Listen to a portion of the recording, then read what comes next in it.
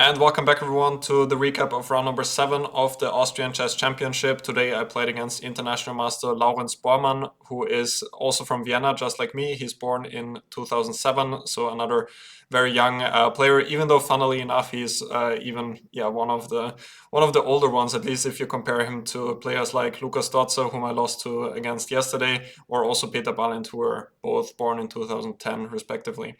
But let's have a look at the game. I had the white pieces and opted for one c4. Laurenz went for e6. By the way, Laurenz also has a YouTube channel which you can visit. I'll link him in the YouTube in the description down below. He told me that he's also going to make a recap of the game, so definitely feel free to check that out. So I went c4, e6, knight c3, d5, d4, and now we have transposed to this type of very classical Queen's Gambit. One of the ideas which I had why I wanted to start with c4 was just to avoid the Nimzo, because if I start with d4, then what is kind of his main repertoire is the Nimzo. And if I start with c4, then I'm not allowing that, because if black goes for e6 here, at least he's giving me the extra option to go for e4 here. But he went e6, now knight c3, d5, d4 and h6. So quite a sideline, but nowadays those h6 and a6 moves are being played on many different occasions in the Queen's Gambit, because the positions are anyway quite slow, and it doesn't really matter if black is losing like half a tempo like this. And most importantly, h6 is actually quite useful because black is stopping white from going bishop g5 in those positions. Here white has a couple of different options. I didn't prepare that specifically for this game, but I've seen it before this line, and I opted for this line taking on d5 and going bishop f4. Another approach is just to go knight f3 and after knight f6. Now this exact position can actually be reached through the Queen's Gambit as well when black now plays h6. And also here bishop f4 is one big move, so white doesn't have to take on d5, and g3 is another quite serious line where white can kind of argue that h6 is not so useful in this Catalan, but of course the knight is already on c3 as well, so that can be a little bit of a downside sometimes. But I went for this, bishop f4, knight f6. I was just happy to get this type of slow Karlsbad structure. I was thinking about those ideas with queen f3 at some moment, because they do exist. I'm not sure if it's working here. Might be possible as well. There is also the idea sometimes to just play queen f3 and queen g3, but I didn't feel like going for any early adventures today. So I started with bishop d3, he went a6, and here I went knight f3, which is a perfectly healthy move. But in hindsight, I regretted it quite a lot, actually, and I should have just gone, I think, for the move h3 first, or just knight e2, which leads to a bit of a different position with f3 and e4 plans. But h3 just stops bishop g4, and if I start with knight f3, which I did in the game, of course I saw the bishop g4 as possible, but I just didn't really think it's possible because of queen b3. But then, after he played bishop g4 in the game, then I started really calculating, and after queen b3 it was actually not clear to me at all what is happening. I was calculating a couple of different lines. Laurenz pointed out that knight c6 might be possible. My calculation was mostly knight d7, and now if I take on b7, just short castle. Now rook b8 is threatening to trap the queen on b7, so I thought I have to go back. Now rook b8 I thought is not really so dangerous, because I can always go queen a3, maybe also queen c2. But I thought about c5, and now queen a3 I thought is sort of a must, and I was stuck with this position for some time. I didn't check this with an engine yet. I was just not entirely sure. I think black should definitely have some compensation for the pawn, and I wasn't really sure what was going on here. So again, I really regretted this for not just going h3 earlier, because then I'm just gonna, like, let's say if he castles, now I'm gonna play knight f3, and now this bishop is not getting out to g4, and white just has a very, very pleasant position. But I allowed this, and then when I realized that queen b3 does look a little bit slow because I'm not even castled yet, then I went for this move queen a4, which is still possible for me to play. And now I'm just unpinning my knight from f3, and then to go knight d5 on the next move. He went for short castles. Now I went h3. just attacking the bishop, and he has to retreat. And generally here there are ideas like f4, which might be the critical way of playing, but I was not sure at all about those resulting positions, like after c5 short castle. Typically, white often has the queen on f3 here in such positions, which of course would be much better, but here the queen on a4 is just misplaced. And black can think about even playing b5 immediately and then c4, or I thought maybe with the other move order, because now I cannot go bishop c2 as well, because then after b5 the queen cannot retreat. So I was looking at positions like this, and if the bishop goes here, then black will get bishop f5, and otherwise bishop b1 looked also sort of ugly. And for example here b5 queen d1, I just didn't feel like I'm in time to really launch an attack on the king side, because black is going to be very fast as well with b4 and knight e4 to come on the next move.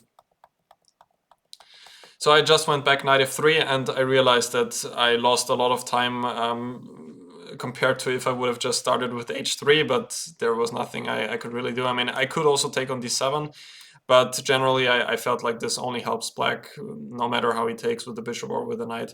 So I guess that f4 should be the critical move, but I didn't really see how it should continue there. So I just went back, and he played b6 with a plan of c5, which surprised me a little bit, but also felt logical at the same time.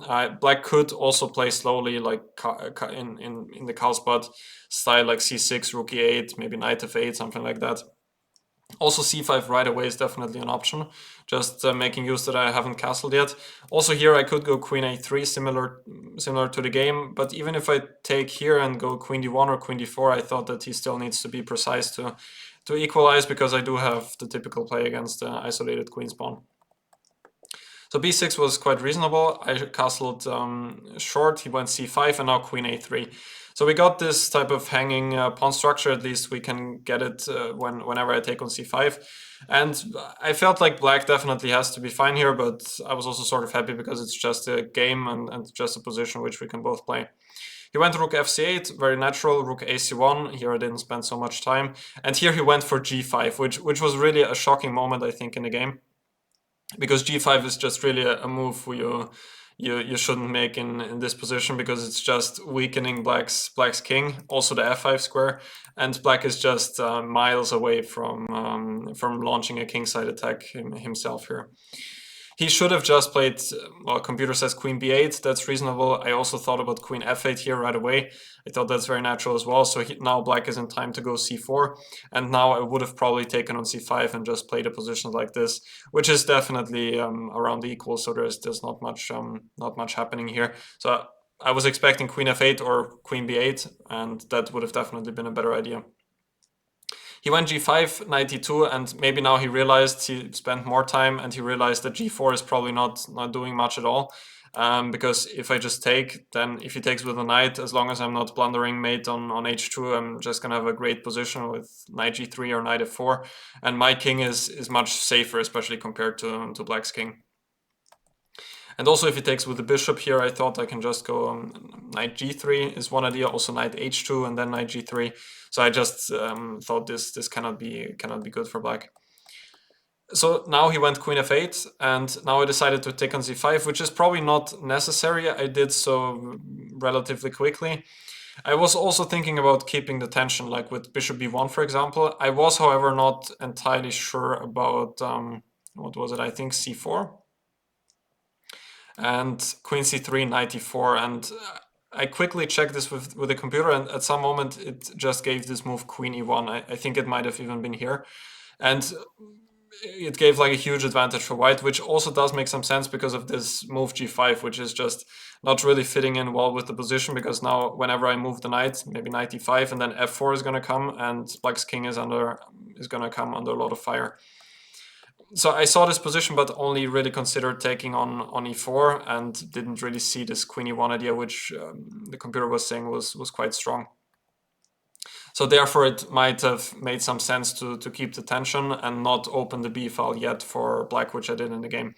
So I took, which was also not a mistake or anything, and now I went queen c3. I was also considering bishop b1 first. I wasn't really sure about about the differences here, and then I just decided to move my queen because black's idea is to go c4. At least that's what I thought. Like if I go for something like rook d1, I thought black would be quite happy to reach an endgame, especially now that he has weakened the king.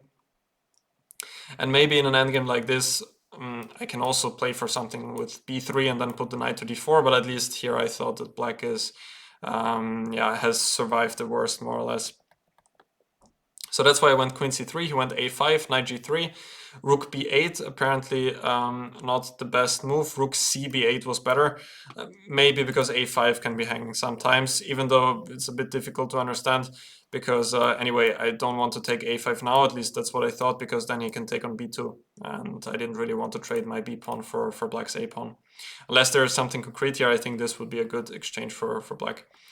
I went bishop c2, just prophylactically stepping away out of c4. It looks like there was something better. b3 was actually very strong at this moment, just stopping black from going a4 and now also protecting b2. So now I'm ready to take. What I didn't understand though was after c4 how I'm going to continue. Because I thought if I take, then black is going to get queen b4, maybe exchange queens at some moment, knight d5. Of course, still g5 is just a pain in the eye for black in this position, but I didn't really realize why this should be so bad. Let's check what I missed. So apparently just bishop f5 is like +1, and black can never really take, then my knight will come here. So yeah, it just seems like this is very good for white. This I misevaluated. I went bishop c2, and now he's trying to break 3 with d4. Bishop c2 anyway, it was not so clear what I'm doing next. Maybe queen a5 is one idea, like if black makes some zero move, like queen e7. I thought I have some idea like this, maybe bishop b3 to trap the rook on b2. And if c4, I thought at least I go queen c3, but now I'm realizing that black probably has queen a3 in those cases. So bishop c2 maybe not entirely necessary anyway, but I just wanted to step out of c4 as well. Now he went d4, which I sort of expected, but I just had the feeling that once the position opens up, then I should have very good chances because of this move g5, which is just really not fitting in the position. Now I went bishop f5, which is not the most critical move, but definitely not a bad try as well. There are some other options for white, like putting the knight to f5 in many cases. I just wanted to play for this pin, so I thought that was not a bad idea as well. And here he played rook d8 pretty quickly, which really surprised me. And here I have a winning position already. I was expecting him to take on c1 and now go, I think it was queen b4. I think this is what I was having a look at. And now I wasn't actually sure. I think I would have maybe gone to the endgame, even though it's not really what I want to do, because obviously with black's weak king, I want to keep queens on the board, but if queen b2 comes, then black can also have some counterplay. So I was looking at an endgame like this and still was hoping for some kingside attack, even with rook c7 to come, and black's pieces are maybe a little bit uncoordinated, even though this endgame should just be a draw if I look at it just now. But he went rook d8, and now I went rook a1, which was a mistake. Bishop takes d7 right away would have been very strong, forcing black to take back knight d7, and I think now just a move like knight f5, maybe knight d4. So generally the position is just completely winning for me, just because black's king is so weak. I didn't fully realize that in the game, but objectively it's already game over here. I went rook a1, which I thought was also logical, attacking the bishop and sometimes getting ready to take on a5. He went rook b4, queen c3 back, and now bishop c4. And here there was quite a critical moment. I went rook fd1. The move which I originally wanted to make was bishop takes d7, which would have also been by far the best. My idea was at first that if knight takes d7 comes, then rook d1, and I thought it's very difficult for black to even keep everything protected because a5 is hanging. Rook d4 might be one idea, followed by doubling the rooks, and knight f5, knight h5, just so many different threats. So this was my original idea, but then after bishop takes d7, I saw knight d5, and for some reason I just couldn't calculate what was happening here. Like after queen e5, I was looking at bishop takes f1, queen takes d5, and now bishop b5, and I just thought I'm losing d7, but the computer just gave knight e5, and apparently there's no way for black to win back the piece, and I'm just coming with the attack as well. So probably black should take on d7 back with the rook, and then rook fd1. This is the line which the computer gives. Rook e7, queen f5, but this just looks terrible for black. So this would have been the best by far. But I went rook fd1, now he went knight d5. So that's also the idea by taking on d7 first, that black has to take back with the knight pretty much, and then yeah, he just doesn't have the same activity. I went rook d1, knight d5, and now queen a3, which was a pretty terrible move. And I also kind of realized that, but I just didn't really see a better square for the queen. Queen d2 was another idea. Queen d4 generally I didn't like because of bishop b3 with the discovery. And after queen d2, however, I was a bit annoyed by this idea knight c5 and then knight b3, and I didn't really see what I can do here. The best move is queen e1, which I also briefly considered, and now it makes sense because after knight c5, I guess I can just take on a5. And otherwise, if he goes rook e8, now I can maybe go queen d2, unless there's something better. But maybe now I can argue that the rook is not as good on e8 as it might be on d8, at least in some positions, but also not entirely obvious, honestly, like especially considering that we were both sort of low on time already. But I went queen a3, and after knight c5 I was in a bit of a hectic because I realized that my queen is often just getting trapped with rook a4, and queen takes a5 doesn't work because of knight b3 with a fork.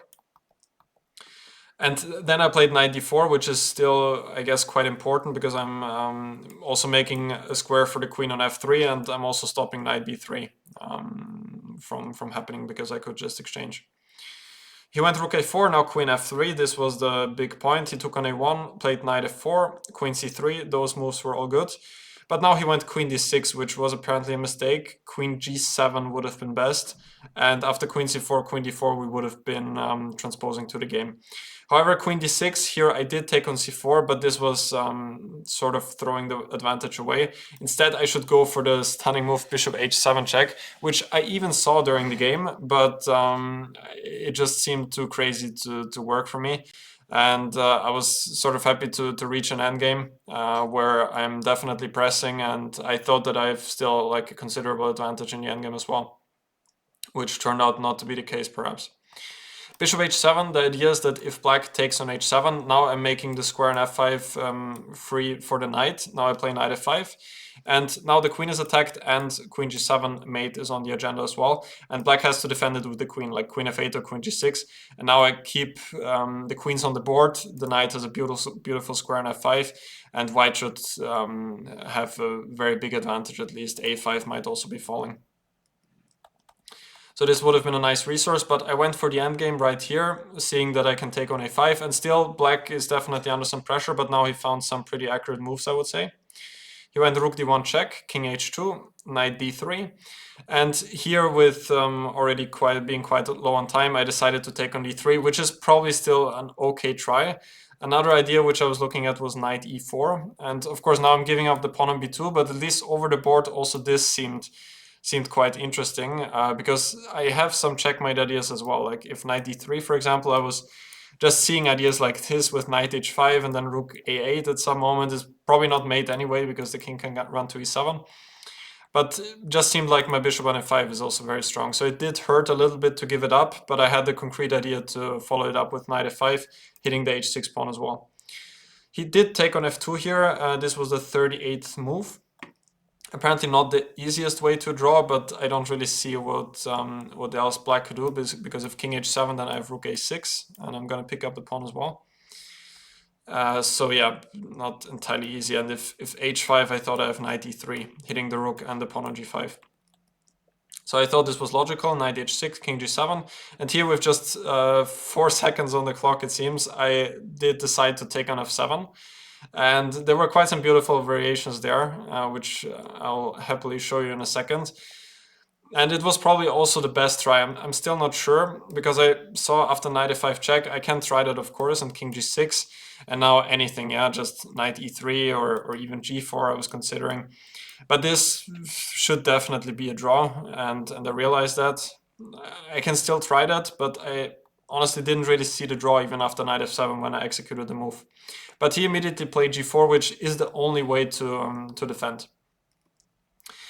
First of all, if black takes on f7, then I have rook f5, and I'm picking up the knight on f2. With 2 pawns up, I should definitely win the rook endgame. Second of all, if black goes rook h1 check, king g3, knight e4, I was looking at king f3. Again, if black takes on f7, I take on e4, and I thought I should be winning. And if black gives another check, then I go king e2. And once again, we reach the same as earlier. And here it was also important that I'm ready to take on g5, so rook h2 doesn't win back the pawn on g2, because I can take on g5. So that's what I saw, and otherwise if knight c4, I thought I can go like rook a7, and I'm threatening to take on g5 as well. But there was one problem in all of that, which was what he played in the game, which is g4. And this, now we already made the time control. It was the 41st move, and I'm honestly quite unhappy with how I played the rest of the game, because the position is a complete draw, but I definitely have better ways to try and pose some problems for my opponent. I went for knight g5.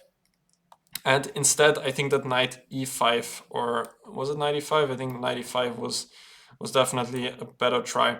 But first of all, I would like to show you some other variations here, which was, for example, h4 was another move which I considered, just with the goal of keeping as many pawns on the board as possible, because then the drawing margins are going to be less there. Again, here after king f7, rook f5, I'm picking up the knight on f2. Another beautiful line was, where was it? Yeah, I thought g3 here is quite logical. King takes g3, knight h1. So now black is saving the knight. But funnily enough, I thought that this position is probably winning for white after knight f5 check, because I'm trapping the knight on h1. And if the king goes, let's say, to g6, now I'm just going to play rook f4. And now I'm just going to march down with the pawn. There's nothing which black can do. And let's just say right here, at some moment, black has to give up the rook for the pawn, and then I reach a winning rook endgame. So this was my idea here. And otherwise, I thought if the king goes here, then I'm just going to go rook f3, and then I'm going to do the same just with the h-pawn. And I also thought I should be winning. But then I realized that after h4 here as well, he can probably play rook d3 like he did in the game. And yeah, I didn't see anything here, because black has the checkmate idea with g3. And if I go back king g1, then maybe once again g3. I think I was looking at this. However, now I get king f1. I'm trying to figure out which was another try for white, because h4 was definitely not it. H takes g4, was that possible as well? What was the problem here? Knight g4. Why didn't I try that? Was it this one? Check, check. I don't see it. What was the draw here after hg? I guess black has to take on g4 with a knight. So take here, king g3, and was it this one? Yeah, and then rook d2. Yeah, that was it, I think. Yeah, and knight g5, what I played in the game, still not the best try. I think it was knight e5, which I looked at. Yeah, it was knight e5, because now rook d3 is out of the question, and he doesn't have those checkmate ideas. And now he has to take on h3. And I was looking a little bit at this endgame while I had my dinner, and it just really felt like black still has to be quite accurate to actually hold this. Even if he, yeah, I mean, maybe he will win one of the pawns, but then my king will run to the other one, and black might not even, or might be barely in time to give up the knight. I can give you some sample variations what the computer was showing. Like knight e4, first of all, was important not to let the king to g3. I guess that's still sort of logical. And now, just for example, like rook b5, I thought was natural here, just defending the pawn on b2. Rook d2 check, king g1, and now knight g5, h4, I think I was looking at, just a sample line like this, for example. Rook f2, and maybe rook f4. And I thought that it would maybe not be so easy for black to win the pawn, but maybe in fact it is. Like rook f5 here. Yeah, rook h5. Like some endgame like this, I'm not so sure if black is making a draw so comfortably. I guess he is, yeah, because I'm just way too slow. If this pawn would be a bit more advanced, then it would be a different story. But here, yeah, I guess it's gonna be a draw as well. But still, I think it would have been a better try than what I did in the game. In the game, I played knight g5, and here he played rook d3, which is probably also not the only move. I was just hoping for this, that he would take on h3 and then knight h3, because then at least I keep the g pawn. And I was not so sure if it would be such an easy draw for black. Like here, knight d3, I was also thinking this might be a draw, but wasn't so sure about it. But I kind of missed rook d3, or rook d3 I saw, but here after king g1 I missed that he can just take on h3. Instead, I was mostly calculating g3, and now after king f1, I was not so sure if black would make a draw so easily, because pawn on g3 is weak as well, so it's not always so easy to win that for it's not so easy to defend it for black in many cases. And if I can activate my king, then it might be difficult to defend the pawn. Still might be a draw, I'm not sure about it, but anyway, he found the clearest way to equality with g takes h3. And now, after knight h3, he didn't even go for the rook endgame, which should also definitely be a draw, but he went for rook and knight against rook, which he then comfortably held. I still tried for like 40 moves, but yeah, there was just no chance to win that against him. He could have also taken on h3, but here at least my idea was to go rook f5. And this position is like 100% a draw, but at least I'm cutting off the king, and I will bring my king, and I will try for some more tricks. But I was also like 99% sure that this would end in a draw as well. But he took the even cleaner route, I would argue, and then just had to defend this, or defend for a couple more moves. So that was today's game against Lawrence Bormann.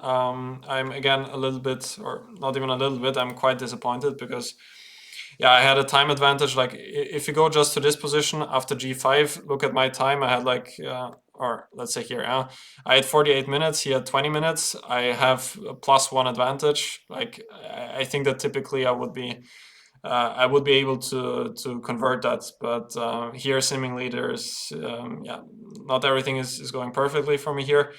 I'm not really making any blunders, I would say, but I'm just not really using the chances which I get in the game, which is quite disappointing, and I was definitely hoping for more. Now I'm on 50% in the tournament after 7 rounds, so I'm on 3.5 points, which is not a great result. I was hoping to be on like at least +1 or +2 at that stage of the event.